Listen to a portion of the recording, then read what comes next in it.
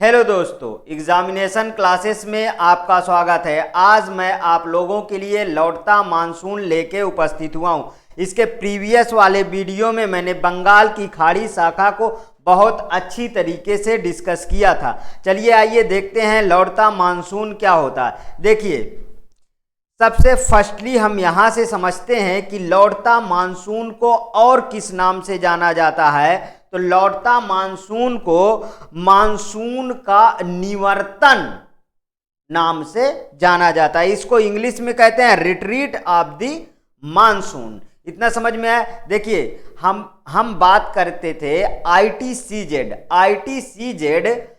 अप्रैल मई के महीने में पूर्वोत्तर भारत मीन्स मैदानी भाग में आके इस्टेब्लिश हो जाता है। और फिर 1 जून को जब आईटीसीजेड यहाँ पे पहुँचता है तो यहाँ पे और इसकी स्थिति मजबूत होने की वजह से, यहाँ पे लो प्रेशर बहुत ज़्यादा क्रिएट होने की वजह से हिंद महासागर से चलने वाली अरब सागर से होने वाली हवाओं को, जो आर्द्र हवाएं होती हैं, उनको भी वो अपनी तरफ खींच लेता है। ये सब अच्छी तरीके से डिस्कस कर चुके थे। तो देखिए, यहाँ पे राजस्थान में मानसून सबसे लेट में पहुंचता है और राजस्थान में अरब सागर की शाखा से बारिश बहुत कम होती है। वहीं पे देखिए, बंगाल की खाड़ी वाली शाखा कोलकाता, पटना, इलाहाबाद से होते हुए दिल्ली तक बारिश करती है। मीन्स राजस्थान के कुछ हिस्सों में बारिश बंगाल की खाड़ी शाखा से भी होती है। इतना समझ में आया। बंगाल की खाड़ी शाखा एक तो बहुत लेट में वहां पहुंचता है, और देखिए 1 सितंबर से ही राजस्थान से मानसून वापस होने लगता है। तो यहां समझते हैं कि यहां पर क्या था। यहां पर आईटीसीजेड यहां आके अपना इस्टेब्लिश कर लेता है, ठीक है, जिससे लो प्रेशर क्रिएट होता है। और लो प्रेशर क्रिएट होने के कारण ही 1 जून को हिंद महासागर से आर्द्र नमी युक्त हवाएं खींचता है, जिससे हमारे यहाँ 1 जून को केरल के तट से मानसून टकराता है। ठीक है। अब 1 सितंबर से ये वापस होना शुरू होता है। तो देखिए, 1 सितंबर से राजस्थान से ये वापस होना शुरू हुआ। तो 1 सितंबर के बाद 15 सितंबर तक ये कहाँ पे पहुंच आता है? सौराष्ट्र में पहुंच आता है।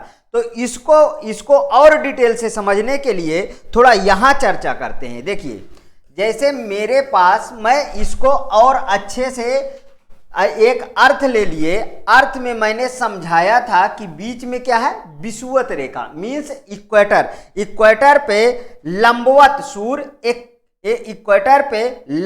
सूर्य जो है 22 मार्च को चमकता है, लेकिन वहीं पे कर्क रेखा पे 21 जून को लंबवत चमकता है।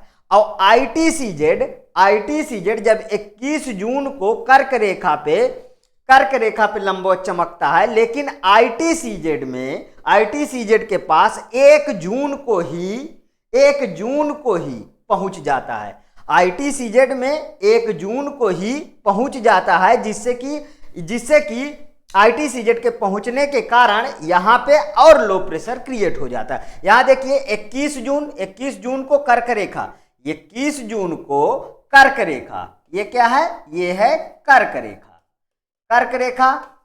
कर्क रेखा में 21 जून को सूर्य लंबवत चमकता है। ठीक है। और फिर इसके बाद ये दक्षिणायन होना शुरू हो जाता है। तो जब दक्षिणायन होना शुरू होता है तो यहाँ पे 23 सितंबर को यहाँ आता है। इसके बाद मकर रेखा, ये क्या है दोस्तों? ये है मकर रेखा। मकर रेखा, मकर रेखा पे सूर्य लंबवत कब चमकता है? 22 दिसंबर, 22 दिसंबर। अब देखिए यहां से सूर्य, कर्क रेखा से सूर्य दक्षिणायन होना शुरू होता है, दक्षिणायन होना शुरू होता है तो ITCZ भी दक्षिणायन होना शुरू होता है, मीन्स मानसून का निवर्तन होना शुरू होता है, मीन्स पीछे खिसकना शुरू होता है, मीन्स कि मानसून लौटना शुरू हो जाता है। अब देखिए 1 सितंबर यहां, अब समझ में आया ना, पूरा लॉजिक समझ में आया। 15 सितंबर को सौराष्ट्र के इलाके में आपको लौटता मानसून बारिश करता है। उसके बाद आप मुंबई के इर्द गिर्द में लगभग 25 सितंबर को ये पहुंच जाता है। यहां पे देखिए, यहां पे अच्छा मैंने ये कॉन्सेप्ट दिया था कि अर्थ जो है, अर्थ में जो मतलब जहां पे जल है वो काफी देर में गर्म होता है, मीन्स सागर महासागर में जल है तो काफी देर में गर्म होता है, लेकिन जहां पे भूमि है वहां पे जल्दी गर्म होता है। तो 21 जून को जब लंबवत चमकता था तो 21 जून को सागर महासागर कभी भी जितना मैदानी भाग और भूभाग गर्म होता है उतना सागरी भाग, महासागरी भाग नहीं गर्म होता है, देर में गर्म होता। मीन्स कि यहां अक्टूबर के महीने में बंगाल की खाड़ी और अरब सागर ये सब बहुत गर्म होते हैं, ठीक है। जब इनका पानी गर्म हो जाता है तो इनका पानी गर्म होने के कारण यहां पे चक्रवात क्रिएट होते हैं। ये इसकी अगला जो मेरा टॉपिक होगा वो चक्रवात होगा, ठीक है, ध्यान रखिएगा। देखिए यहां पे मैंने इसके प्रीवियस वाली क्लास में भी थोड़ा सा बताया था कि यहां पे पूर्वी भाग में अरब सागर वाली शाखा से बारिश कम होती है और बारिश एक तरीके से नहीं होती है, क्योंकि ये पूर्वी वाली शाखा इसके पैरेलल, आंध्र प्रदेश वगैरह के पैरेलल निकल जाती है और बंगाल की खाड़ी से फिर इधर को, बंगाल की खाड़ी मीन्स कोलकाता हुगली के पास से इधर को दिल्ली तक टर्न होके पहुंचती है। प्रीवियस वाली वीडियो आप देख लीजिए। तो यहां हम आ जाते हैं फिर से, तो यहां पे ये अक्टूबर के महीने में चक्रवात उत्पन्न होता है, तो चक्रवात से भी तटीय इलाकों में आंध्र प्रदेश रायसीना घाटी में इससे क्या होता है, बारिश होती है। लौटता मानसून 15 अक्टूबर को लौटता मानसून यहाँ पे है, 1 नवंबर को यहाँ पे है और 15 नवंबर तक ये कहाँ पे आ जाता है, कोरोमंडल तट पे आ जाता है। वहीं पे जब चक्रवात किधर से किधर चलता है, पश्चिम से, देखो पूर्व पश्चिम दिशा इसका इधर क्या होगा, इसका पूर्व दिशा होगा, ठीक है, और ये क्या होगा, ये पश्चिम दिशा होगा। तो ये इधर से इधर मतलब पूर्व से पश्चिम की तरफ चलता है। तो जब लौटता मानसून के साथ चक्रवात भी सम्मिलित हो जाता है, चक्रवात की सम्मिलित हो जाता है और पूर्व तरफ से मीन्स इधर से आने वाले मानसून से यहां पे बारिश होती है, कहां पे, सर्दी इलाके में, तमिलनाडु के कोरोमंडल तट पे। बहुत अच्छी तरीके से बता चुका हूं प्रीवियस क्लास में। तो देखिए यहां से भी यहां बारिश प्राप्त हुई, लौटता मानसून से भी बारिश प्राप्त हुई और चक्रवाती से भी बारिश प्राप्त हुई।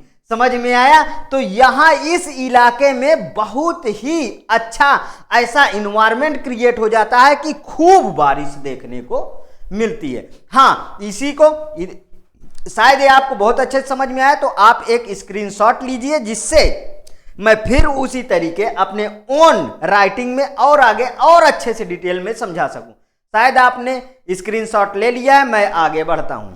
ओके, चलिए देखते हैं। लौटता मानसून का निवर्तन, रिट्रीट ऑफ द मानसून। यहां देखिए मानसून के लौटने की क्रिया मानसून का निवर्तन कहलाती है। मानसून का निवर्तन 1 सितंबर से शुरू हो जाता है और 15 अक्टूबर तक वापस हो जाता है, ठीक है, 1 सितंबर राजस्थान से प्रारंभ हो जाता है और सबसे देर में पहुंचता भी राजस्थान में ही है, मैं जैसा कि बताया हूं।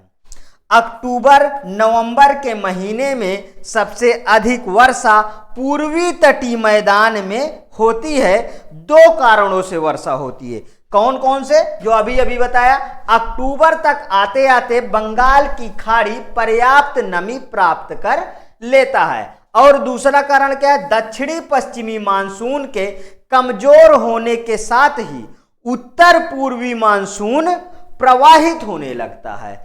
उत्तर पूर्वी मानसून के साथ मिलकर दक्षिण पश्चिम की तरफ बहने लगता है। किधर बहने लगता है? उत्तर पूर्वी मानसून के साथ मिलकर दक्षिण पश्चिम की तरफ बहने लगता। यही कारण है कि अक्टूबर में रायसीना तट कहां पे है? आंध्र प्रदेश, तथा नवंबर कोरोमंडल तट पे भारी वर्षा देखने को मिलती है।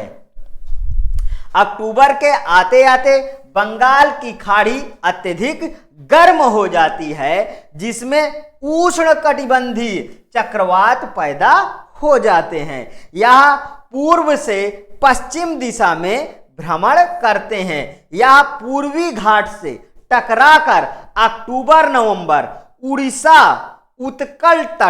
उड़ीसा में उत्कल तट, आंध्र प्रदेश रायसीना तट, तमिलनाडु कोरोमंडल तट पे भारी वर्षा करते हैं। दोस्तों, शायद ये आपको कंटेंट बहुत ही अच्छा लगा होगा, मुझे ऐसा उम्मीद है। दोस्तों, अगर ये कंटेंट आपको अच्छा लगता है तो प्लीज़ लाइक करिए, सब्सक्राइब करिए और ज़्यादा से ज़्यादा दोस्तों में अपने शेयर करिए। हाँ, इसका हूबहू PDF मेरे टेलीग्राम चैनल से आप प्राप्त कर सकते हैं। ओके दोस्तों, थैंक यू।